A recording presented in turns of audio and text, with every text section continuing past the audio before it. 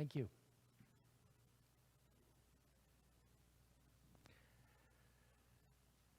Church attendance has been in decline pretty much my entire life.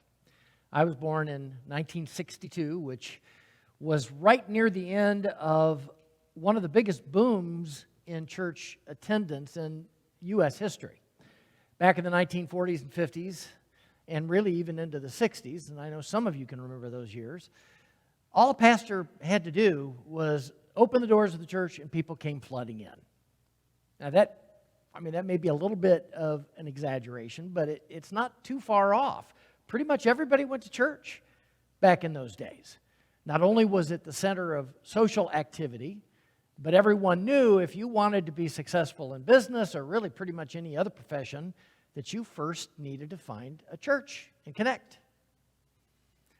The Pew Research Center has been collecting data now on religious participation in the United States, and they've been doing that for a couple of decades.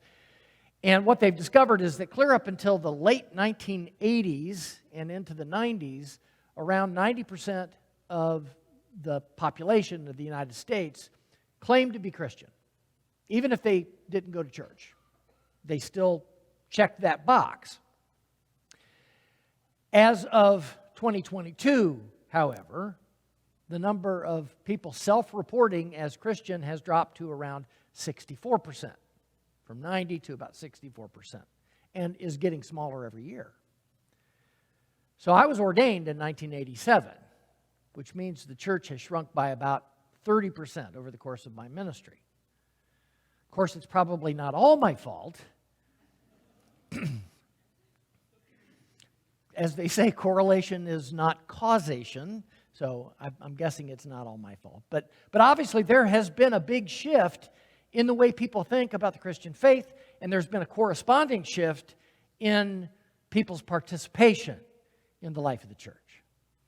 When I first moved to Ohio in 1987, right after I was ordained that summer, the Ohio region had a regional minister, and they had 5 or 6 associate regional ministers, and they all had they had an office on a beautiful property just outside of Cleveland. Each of them had their own ministry portfolio, their own areas of ministry, like children, like junior high, high school. There was men's ministry, women's ministry. They all had their own portfolios, and they had their own office. Now Ohio has one regional minister and one full-time office manager, and they're located at the church camp, just like we do here in the upper Midwest. What's that? In Iowa. What did I say? Ohio. Okay. Yes, they are. So every year in pretty much all of our regions, churches continue to close their doors. That's what's happening. Now, a lot of people have theories about why this has happened, and not surprisingly, most of those theories involve blaming other people for the decline and not really doing any serious self-reflection. There's been a lot of fear-mongering and hand-wringing, and I've been a part of that because I've been a part of the church during that time. But I'm also really immersed in the biblical story. That's what I do, more than anything else, is immerse myself in that story. And so I know that people of faith have been through cycles like this before. Israel went through periods of stagnation and through periods of spiritual revival. So has the church. Thousands of years of history show us that. Not just 50 years, not just 100 years, but thousands of years of history show us that. That's our story. And as far as I can tell, the secret of faithfulness is not getting too proud and secure during those periods of growth and prosperity, because they really don't come along that often, if you know your history, and not despairing during times of decline. Storms will come. They always do, always. As you have probably heard me say before, our job is to keep our eyes on Jesus no matter what the weather. Our job is to follow him in boom times and in bust. That's our job. That's what it means to be a disciple. One thing that might surprise you is that I've grown to see the declining number of people who claim to be Christian in a kind of a positive way. And the reason I say that is because in 2022, unlike, say, 1962 or 1952, is that there's no real social pressure to go to church or to claim to be a disciple of Jesus. If you check the none box, that's the largest, by the way, that's the largest growing number of people in the United States, according to Pew Research, are the nones. That's the growing group. So if you check the none box on your questionnaire, nobody is going to care in 2022. It's not going to affect your business prospects. It might even help. Nowadays, if someone says they're a Christian, it means something. If someone goes to church, it's usually not because they feel like they have to or they're pressured to. It's because they want to draw closer to God and to God's people and participate in Jesus' mission.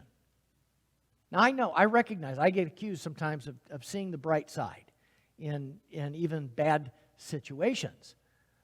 But I like the fact that people no longer feel compelled to go to church for reasons other than faithfulness. Church should be more than just a place to network. It should be a place where people are actively seeking and growing and serving. That's what it's about. Jesus never wanted lukewarm disciples. I know that from reading the Gospels. In fact, there are times in the Gospels, if you're reading them, where it almost seems like Jesus is warning people against being his followers.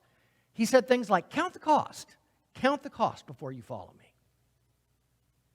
And then he also said things like, if you want to follow me, you've got to die to self. You've got to take up your cross daily and follow me. You're going to get persecuted. You're going to have suffering. You're going to have all of these things.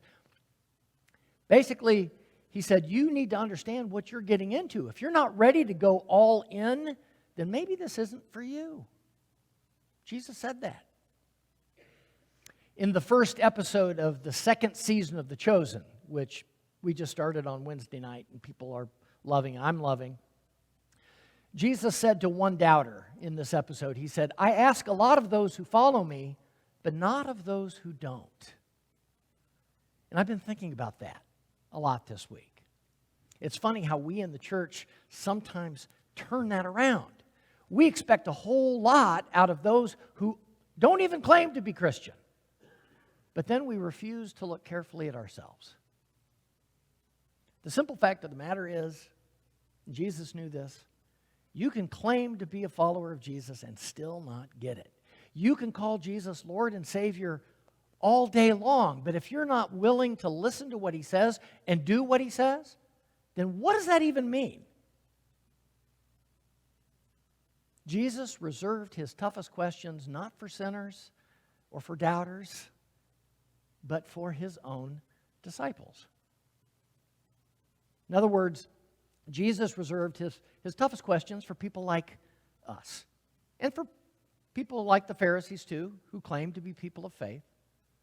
And so our tough question from Jesus for this week is found in Luke chapter 6, verses 46 through 49. Jesus says, "Why do you call me Lord, Lord, and do not do what I tell you? I will show you what someone is like who comes to me, hears my words, and acts on them. That one is like a man building a house who dug deeply and laid the foundation on rock. When a flood arose, the river burst against that house, but could not shake it because it had been well built. But the one who hears and does not act is like a man who built his house on the ground without a foundation. When the river burst against it, immediately it fell, and great was the ruin of that house." Now, these verses come from the conclusion of what's called Jesus' Sermon on the Plain, which a lot of people don't know that there was a Sermon on the Plain, but it was basically Luke's version of the Sermon on the Mount, which is found in Matthew. And the reason it's called the Sermon on the Plain is because Jesus delivered this sermon in a large flat place where a lot of his followers, his disciples, could hear him. And what we see in this sermon is what we see in a lot of other places too in the Gospels, and that was the fact that Jesus was not afraid of making his disciples uncomfortable. Last week, we saw how Jesus hurt Peter's feelings, didn't we? When he asked him the same question 3 times. Do you love me? Well, then you got work to do. Do you love me? Do you love me? In this case, he says to the people following him, why do you call me Lord, Lord, and do not do what I say? We know from reading the Gospels that that was something the disciples needed to hear, whether it hurt their feelings or not. They needed to hear it. This week, when we watched our episode of The Chosen, I was struck, and I was surprised but I was struck by the dysfunction of those disciples. This was after they met Jesus, after they'd spent time with him. So, again, I knew from reading the Gospels that there was jealousy, there was sometimes even open conflict among his disciples, but seeing it dramatized on the screen with these characters that I've already come to love, right? And to see them following Jesus but fighting with each other, it was disappointing. And again, it's a reminder that even those who follow him can fail. As disappointing as it is to see those first disciples fail, I'm glad the gospel writers include those stories, that they didn't leave them out, that they didn't whitewash those characters and make them a whole lot better than they actually were. It reminds those of us who've also made a commitment to Jesus not to be too overconfident. Just because we say, Lord, Lord, doesn't mean that we've cornered the market on righteousness or goodness. Just because we know our Bibles or just because we go to worship every Sunday doesn't mean we're growing in godliness. Doesn't mean we're growing in love. I honestly believe, I've been saying this for years, one of the best places to hide from God is church. If you think about it, showing up Sunday after Sunday gives you plausible deniability, right? Even if you're not interested in listening to what Jesus says and actually doing what he says, if you're not even the least bit interested in that, you can at least say, I go to church.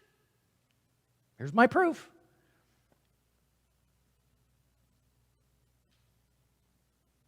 But as Jesus' question for this week reminds us, that isn't going to fly with him. It's not.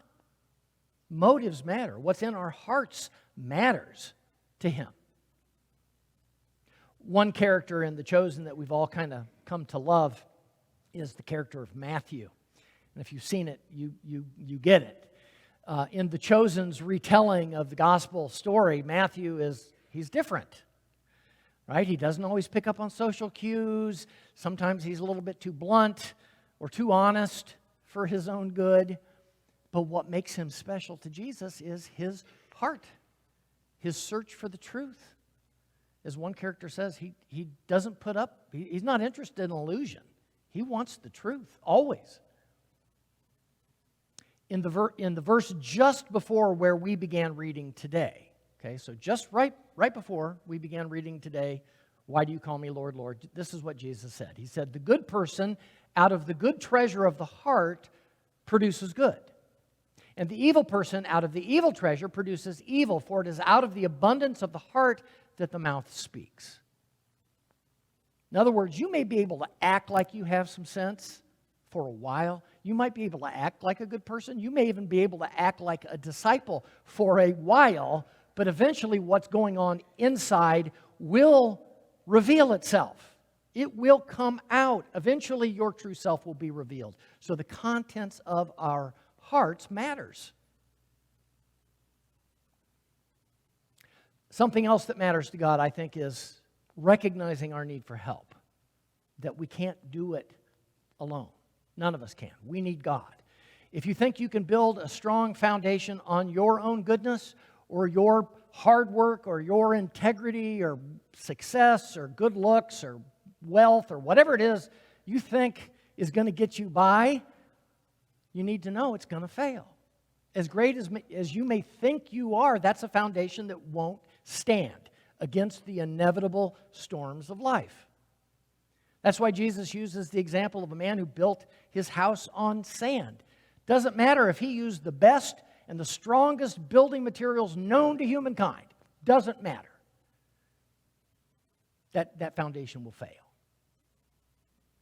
A few years ago, during the pandemic, one of our band leaders, Eric Brotherton, who's a contractor, put in a tile shower for us. Actually, we remodeled our bathroom, and that's what we wanted. We wanted this big tile shower, and one of the things I hadn't even thought about is how heavy it would be with all of this tile and this mortar and the backing board and everything like that. And so something I hadn't anticipated was the fact that he would need to spend a lot of time reinforcing the basement, the floor underneath it, right? Spend a lot of time making sure that was done first and that everything was perfectly level before we even did the first bit of construction. Contractors understand that if you don't get the foundation right, nothing else is going to be right later. You're going to make twice as much work for yourself if you don't get that foundation right. Rick Hesse, our bass player last week at the 11 o'clock service, talked about the foundation of his garage. He said it looked good for years. Looked just fine, but it wasn't done right. And they didn't put in the footers right, and so now it's cracked, and the whole thing is messed up. And what he said was, if you don't do the foundation right, it's not a matter of if your foundation will fail. It's a matter of when. The good news for those of us who want to build their lives on the solid rock of Jesus is that it's never too late to start. With a garage or a bathroom, it's going to be too late, right? But it's not too late with our lives. You can move from the sand to the solid rock anytime. If you're here, or if you're listening online, if you're breathing, it's not too late to start. You can change. Anyone can. I thought of a perfect example this week of the freedom we have to change and to grow. And it's kind of a funny illustration, but it's my dad. So he's 83 years old. And after church next Sunday, I'm going to drive to Des Moines. I'm going to pick him up so that we can go see a concert at the C.Y. Stevens Auditorium at Iowa State University. This was our birthday present to him. We're going to see ABBA Mania. Okay? The world's greatest ABBA tribute band, cover band. And so here's the story. A couple of years ago, my dad discovered the music of ABBA, right? This pop music group that was super popular back in the 1970s and 80s. And he discovered their music and their videos on his iPad, which he sits and uses during the day. Back in the 70s and 80s, when they were popular, he was building a company and he was raising a family, and he didn't have any time for music or any interest in it back then. But for some reason in his 80s, he's discovered he really likes the music of ABBA. So he's always asking me and my siblings, have you heard of this group? We're like, yeah, Dad, they were on the radio all the time. Knowing my dad, I would have never predicted any of that. But now, I'm going with him next week to see ABBA Mania and to sing along with Take a Chance and Mamma Mia and Dancing Queen and all of those other songs. So, the point of that is, old dogs can learn new tricks. That's the point. And old disciples can remember what it really means to follow Jesus. And those who have been building their lives on anything other than the solid rock can start over again anytime on an unshakable foundation. And as always, that is and will remain the good news of Jesus Christ. Amen.